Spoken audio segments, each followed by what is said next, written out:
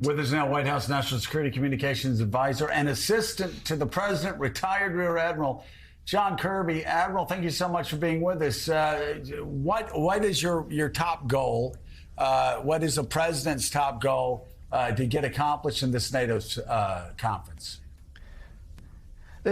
Probably the most important thing that they're going to accomplish here over the next couple of days is reaffirming collective NATO support to Ukraine and for the fight that they're in on the European continent, the largest conflict since the end of World War II. And it's really important that the world see, that Mr. Putin sees, that NATO's not going anywhere. NATO's a defensive alliance, right, but we're going to stand united. We're going to continue to bolster our capabilities, and we're going to continue as an alliance to make sure that Ukraine has what it needs.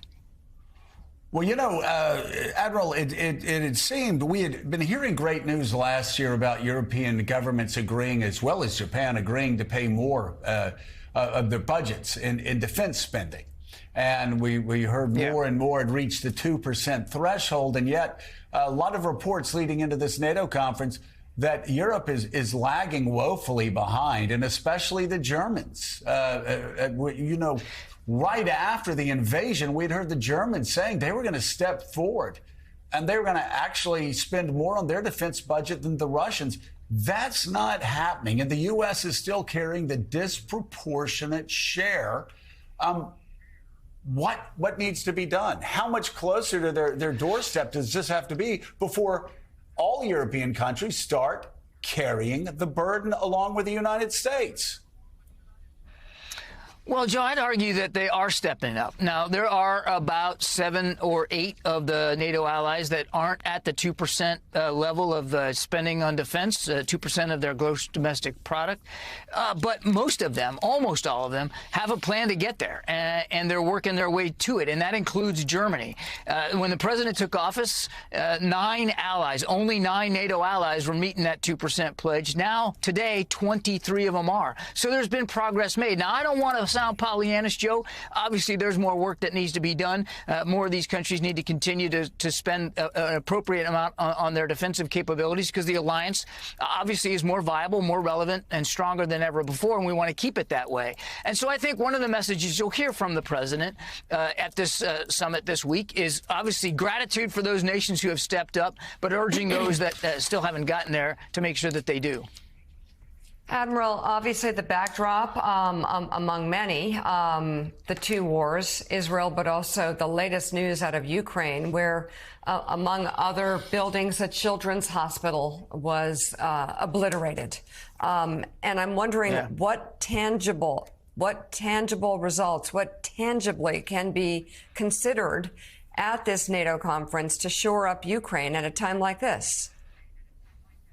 One of the things that we're going to be focusing on very keenly this week is air defense, Mika. And you're going to see some announcements here in the next day or so from the alliance, from allies in particular, and from the United States about what we're going to do to increase air defense capabilities for Ukraine, particularly long-range air defense capabilities, so that they can better defeat these attacks. The death toll, I just saw the number this morning from those attacks over the weekend, have now risen to about 46 known killed, and that will probably run a little bit higher. So what Mr. Putin is doing is very consistent. What he's been trying to do now for the last couple of years: terrorize the Ukrainian people, go after their infrastructure, go after their energy grid, with absolutely zero concern about the civilian casualties he's causing. In fact, it's part of his playbook to cause civilian casualties, to try to break the will of the Ukrainian people. And what you're going to see from the allies this week is every effort that we can put forward to help them get the capabilities they need to defend themselves. Admiral, when you look at those pictures from Ukraine, those awful pictures of the hospital, it's understandable why the Ukrainians would like to have some kind of timeline guarantee for their accession to NATO, so that they could get the security umbrella that NATO offers. We know that's what President Zelensky would like to get out of this meeting, an actual timeline. Why do you feel that the NATO body and the White House can't give him that timeline now? Well, Well, there's a war going on. I mean, it's difficult to provide some kind of set schedule when he and his forces and his people are still fighting for their very lives and their livelihoods for their country.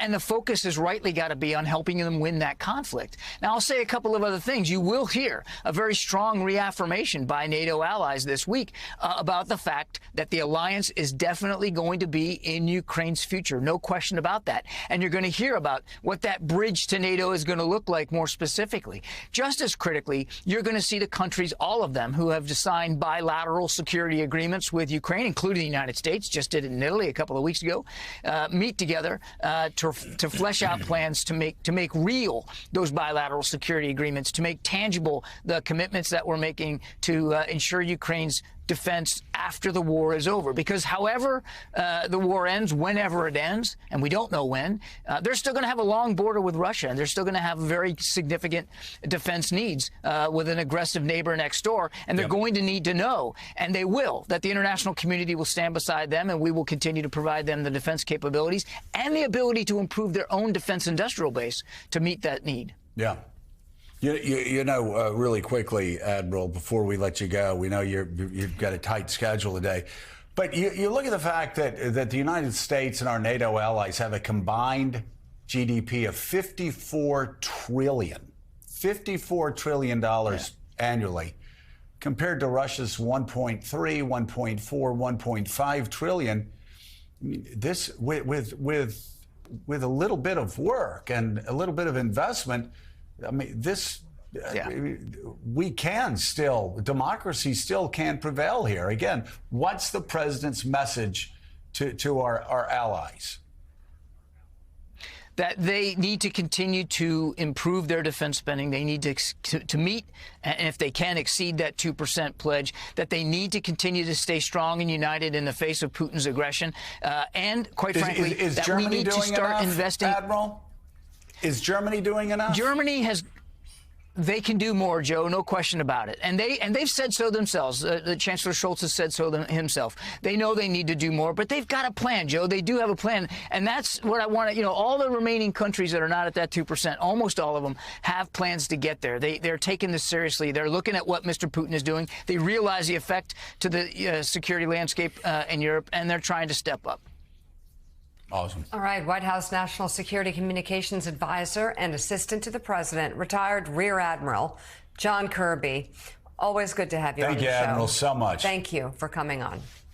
Thanks, guys. Hey there, MSNBC fans. I'm Luke Russert, and be sure to join me, Rachel Maddow, Jen Psaki, Lawrence O'Donnell, Steve Kornacki, Joy Reid, and many more September 7th in Brooklyn. MSNBC Live Democracy 2024. Click on the link for ticket information. We will see you there.